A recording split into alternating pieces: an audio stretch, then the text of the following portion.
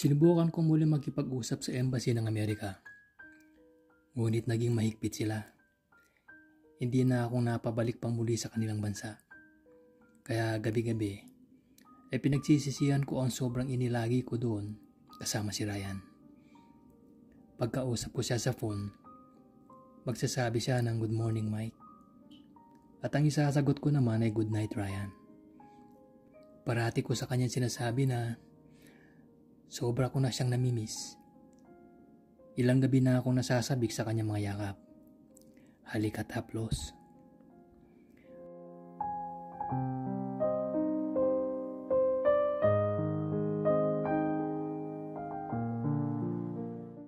Nakatanggap ako ng balita na bumalik na sa Pilipinas ang buong pamilya ni Ryan dahil sa yumao na ang aming dating mayor na ama ni Carmina ang dahil sa sakit. Sa aking pagdadalmahati, muli ay may kumatok sa aking pintuan. Agad akong lumabas ng kwarto at binuksan ang pinto. Isang mahigpit na yakap mula kay Ryan ang sumalubong sa akin noong binuksan ko ang pinto. Mainit na halik at isang mabilisang pagtatalik.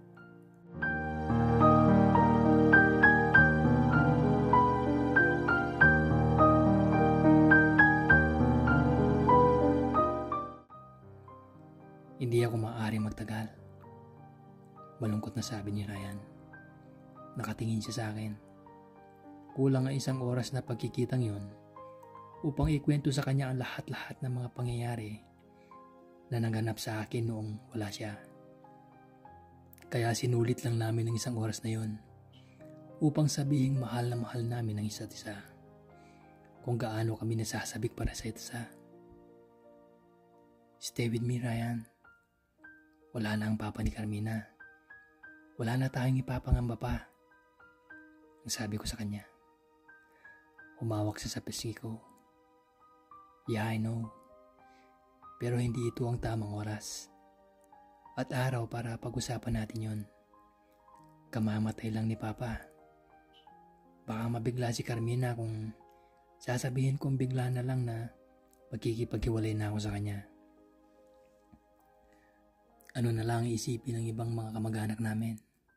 At isa pa, may naasikaso pa akong problema sa kumpanya. Ang sabi niya. Hindi ako kumibo. Nakaramdam ako ng pagkahiya sa sinabi ko. Hindi na nga naman tama ang gamitin namin ng pagkakataong yun para sa aming dalawa. But don't worry, pagbalik ko dito, magsasama na tayong dalawa. Magpapile ako ng divorce kay Carmina. Alam naman niyang hindi nag-work ang pagsasama namin dalawa. Nagsasama lang kami dahil sa mga anak namin. At sa kasundo ang papel. Kasal kami dito sa Pilipinas. Kasal din kami doon. Pero huwag kang mag-alala. Aasikasuhin kong lahat ng yon. Just to be with you. Forever. Ang sabi niya. Umalik siya sa akin, oo. I have to go now. You'll be fine here, promise me, okay? Nakahawak siya sa kamay ko. Tumango ako, pero baka sa akin ang kalungkutan. Bumangon na siya at nagbihis. Pero bago siya lumabas ng bahay, ay niyakap niya ako ng sobrang higpit. Hinalikan niya ng pagkatagal-tagal. Nakita kong lumuha siya bago siya lumabas ng bahay. Meron siyang dalang sasakyan noon na hiniram niya sa kanyang bayaw. Bumalik ako ng kwarto at hindi nawawalan ng pag-asang makakasama ko din siya na parang hindi namin na kailangan pang itago ang aming relasyon.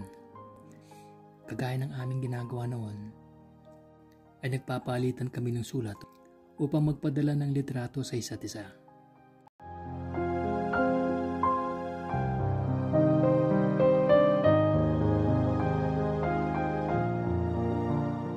Mabilis ang mga araw para sa aming dalawa.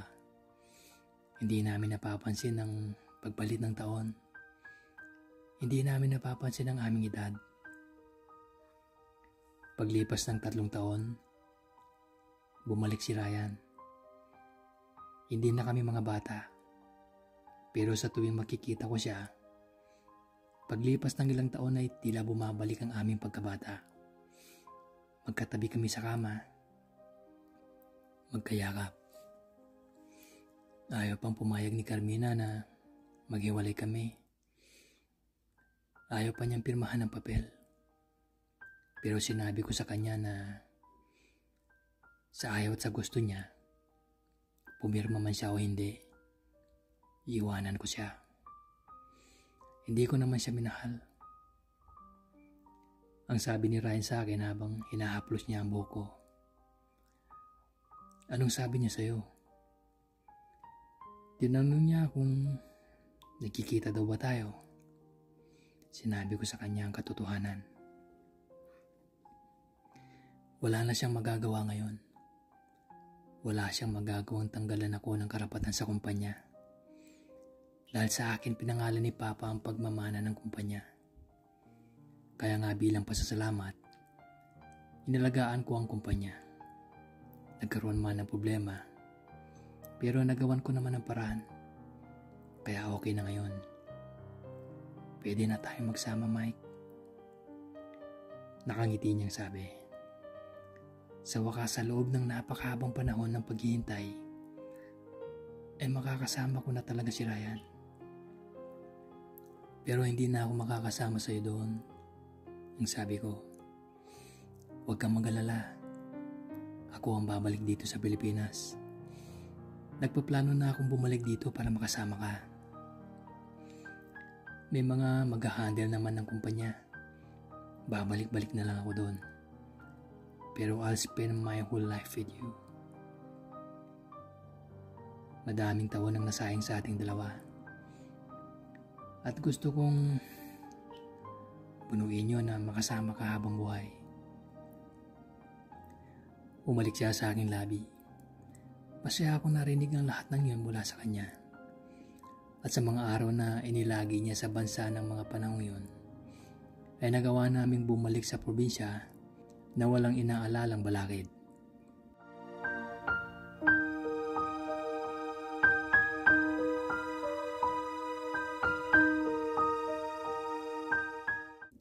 Masaya sila Mama at Papa na makita kaming dalawa na muling magkasama. Matanda na sila Mama at Papa. Kumusta na kayong dalawa ni Ryan? Ang tanong ni Mama sa akin habang nasa loob kami ng kusina. Habang si Ryan at si Papa naman ay nasa labas at masayang nagkukwentuhan. Okay naman po kami, Ma. Ang sagot ko. Mabuti kung ganun. Masaya ako para sa'yo. Masaya ako at nagkakasama na kayong dalawa nang hindi na kailangan pang ilihim sa lahat. Ang sabi ni Mama. Napatigil ako. Hindi ko alam ang sasabihin ko. Hindi ko alam kung bakit sinabi yun ni Mama. Lumapit siya sa akin at hinawakan ako ni Mama sa kamay. Baka sa mga puting buhok niya ang katandaan. Ina mo ako, Mike. At nararamdaman ko ang nararamdaman ng anak ko dahil sa akin ka nanggaling. Alam ko noon pa na mayroong nangyayari sa inyong dalawa ni Ryan. Napag-usapan na namin ni Papa mo yun. Naunawaan namin kung bakit kinailangan mong bumalik ng Maynila. Hindi dahil para doon ka magtrabaho. O hindi dahil mas malulungkot ka kung maiiwan ka dito habang ang taong mahal mo ay nasa malayong lugar. Nandito ang iyong mga alaalang dalawa. Mahirap para sa parte mo yun kung mamamalagi ka pa dito. Ang sabi niya. May gumuhit na luha sa aking mga mata. Naisip ko na kahit gaano pala namin itago ni Ryan ang relasyon namin, hindi man nila nakikita, pero nararamdaman nila. I'm sorry, Ma. Natatakot akong hindi niyo matanggap na nagmamahalan kami ni Ryan. Nahihiya ako sa inyo dahil alam kong hindi ko kayo mabibigyan ng apo. Dahil sa isang lalaki din ako umiibig. Niyakap ako ng mama ko na parang isa akong bata na inaway ng aking mga kalaro. Nauunawaan kita, anak. Nauunawaan ka namin ni papa mo. Hindi naman kasi nakikita ang pagmamahal. Nararamdaman yon at dumarating yun sa lahat. Maging sino ka man, maging ano ka man. Hindi ko napigilan ng pag-iyak ko. Masarap sa aking pagkaramdam na naunawaan ako ng aking mga magulang. Pinunasan ko ang luha ko. Tumingin ako kinala papa. Ngumiti sa akin si papa. Kumaway sa akin si Ryan kagaya nung ginagawa niya noon.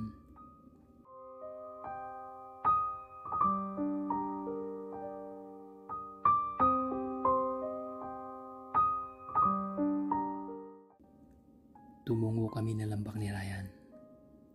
Magkatabi kaming dalawa.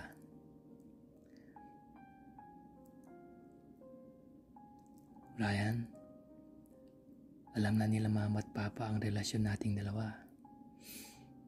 Ang mahina akong sinabi. Ha? Sinabi mo?